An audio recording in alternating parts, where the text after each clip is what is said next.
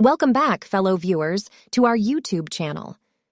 Today, we're diving deep into the fascinating world of biochemistry to explore a fundamental metabolic pathway known as the Urea Cycle. We'll unravel the secrets behind this vital process that occurs in our bodies. So let's get started. What is the Urea Cycle?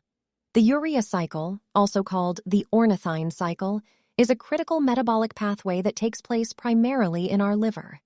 It plays a key role in the detoxification of ammonia, a toxic byproduct of protein metabolism.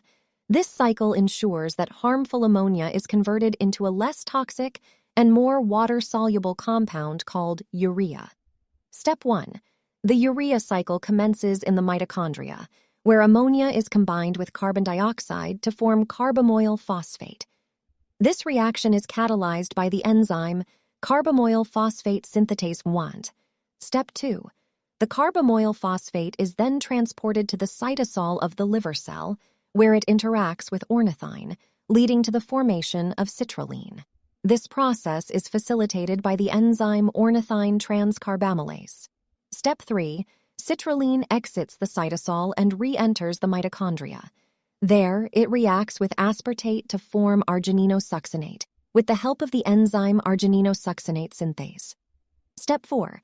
Argininosuccinate is further broken down into arginine and fumarate. This reaction is catalyzed by the enzyme argininosuccinate lyase. Step 5.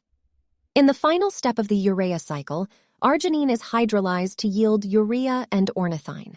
The enzyme responsible for this reaction is arginase. If you found this video informative, be sure to give it a thumbs up. Subscribe to our channel for more exciting content and hit the notification bell to stay updated on our latest videos. Thanks for watching, and until next time, stay curious